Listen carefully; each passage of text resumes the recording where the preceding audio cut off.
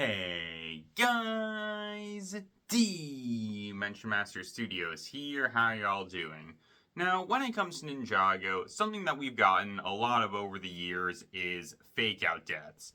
There have been so many fake out deaths all across the Ninjago franchise. And I feel like it's safe to say that a lot of these fake out deaths, by and large, aren't very good.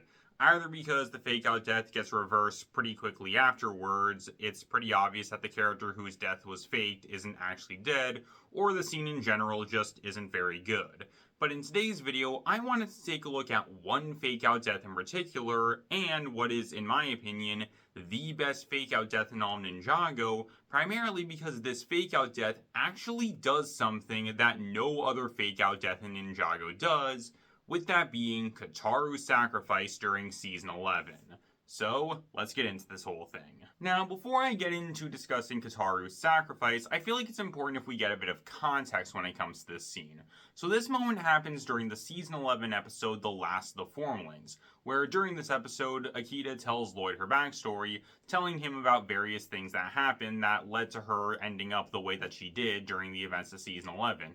And one of these events was the attack on the Formling village where Vex and the Ice Emperor attacked it using Boreal the Ice Dragon. And in the process, Kataru, Akita's older twin brother, ended up sacrificing himself, giving Akita the chance to live on.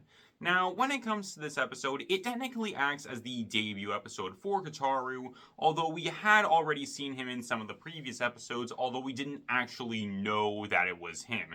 He was this mysterious shadowy figure who was inside the Ice Emperor's dungeon, but again, we didn't actually know that at the time, and that wouldn't be revealed until later on during the season. And so again, when it comes to this episode, it acts as the introduction for Kataru, but we also see his death getting faked in this moment, with him seemingly being frozen by Boreal while protecting Akita in the process. And again, I honestly feel like when it comes to this moment, it is the best fake out death in all of Ninjago, and there's three big reasons why I consider that to be the case. The first big reason why I feel like this scene works so well is because we actually get the chance to know Kataru. Given how this episode is again technically his debut into the franchise, then I feel like that means the episode creating an emotional scene surrounding him is something that would have been hard to do, because again, this was the first time we ever technically saw Kataru in the show. However, I feel like this episode honestly did a good job at actually fleshing out Kataru's character and showing us various things about him, so that way we actually get the chance to know him. We see what his character and personality is like all throughout the episode. We see that Kataru is a nice kid who enjoys having fun, he's pretty optimistic and hopeful about things, and most importantly of all, he and Akita are really close to one another. This is something that we see all throughout the episode. Akita and Kataru care about each other a lot. And I feel like this is able to help make this scene all the more emotional, because when Kataru does end up sacrificing himself, we understand how big of a deal this is for both of them, especially Akita, given the fact that she is losing the person who she is closest to, and for a long time, Akita would believe that Kataru is dead.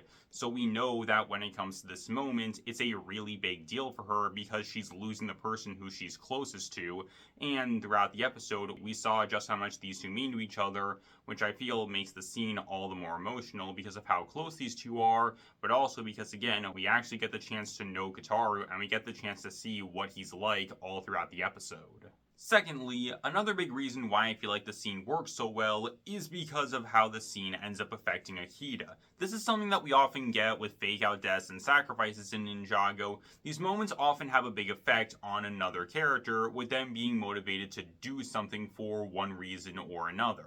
And when it comes to Akita, it's no exception. I go over this a lot more in depth in my big video discussing the Ice chapter, so for the short version, when it comes to this scene, and really the attack on the Formling village in general, but specifically this moment with Kataru, it's meant to act as the big turning point for Akita's character.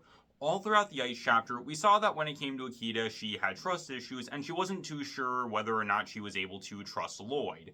And this episode, and specifically this moment, gives a proper explanation behind why Akita has these trust issues.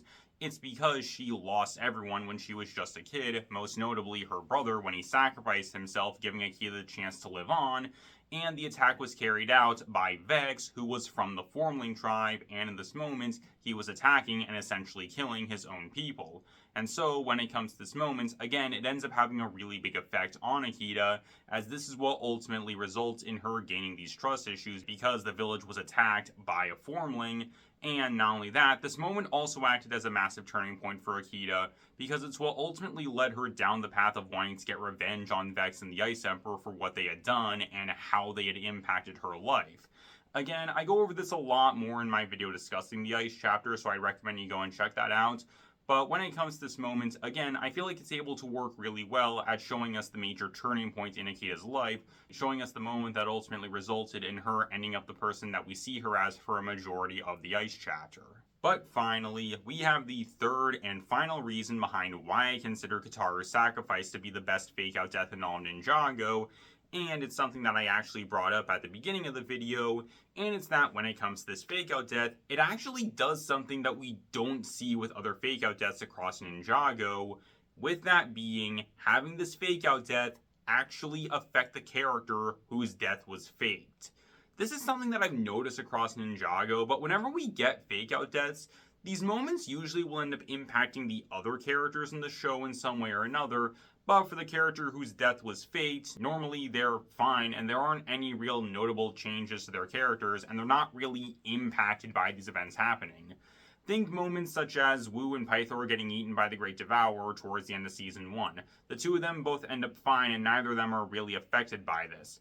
Yes, Pythor's scales were bleached as a result of the Great Devourer's stomach acids. However, in terms of something happening to Pythor's actual character, nothing really changes and he's largely the same during Season 3 when we see that he's back. Or how about Cole's fall during Season 10, where this moment ends up affecting the other characters, especially Lloyd and Garmadon, with this moment acting as a big turning point for both their characters, but when it comes to Cole himself, he's fine. He isn't really affected by the fall. Sure, he's a little startled when he wakes up, but after this happens, he picks himself up and he makes his way back to the monastery. Or how about the multiple Zane fake-out deaths that we've gotten over the years, where once again, Zane isn't really affected by this, and for a lot of these fake-out deaths, the other characters also aren't really affected by them. Again, it's something that we get with Ninjago fake-out deaths a lot, where a character's death will be faked, but the actual character whose death was faked often isn't really affected by this. That, however, is not the case when it comes to Kataru, because he is actually affected by what happened. We see this when Lloyd meets up with Kataru during the season, where, as a result of him getting frozen by Boreal and him being stuck inside the Ice Emperor's dungeons for so long, we see that when it comes to Kataru, he's basically become a shell of his former self. He's no longer a happy, fun-loving guy who's optimistic and hopeful about the world. Instead, Kataru has basically given up all hope, and he's basically resigned himself to just being a prisoner inside the Ice Emperor's dungeons with no real chance of escape or the Ice Emperor being defeated.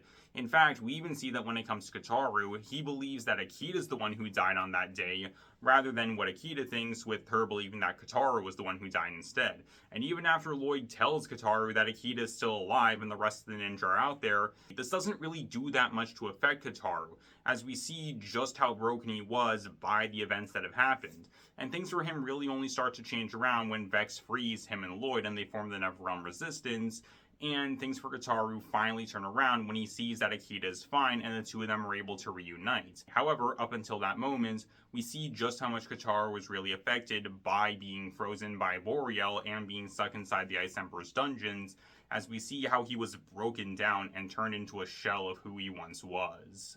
And so that's pretty much all I got for you guys. Overall, when it comes to Kataru's sacrifice, I consider it to be by far the best fake-out death that we've gotten when it comes to Ninjago, with us getting the chance to see what Kataru was like, as well as us getting the chance to see how much he and Akita mean to one another, making his sacrifice all the more emotional when it actually happens. We get the chance to see how Akita was affected by this moment, with this moment acting as the big turning point in Akita's life that ultimately led to her acting the way that she does for a majority of the Ice chapter. And finally, this fake-out death does something that we don't really see with other Ninjago fake-out deaths, where we actually see the character whose death was faked being affected by the fake-out death, which is something that I think is honestly really interesting. And so that's pretty much all I got for you guys. So tell me down below what do you guys think. Tell me what are your guys' thoughts on Kataru's sacrifice, and tell me what's your guys' favorite fake-out death when it comes to Ninjago. Tell me down below, and I hope you guys enjoy. Later, guys. This is Dimension Master Studios, signing off.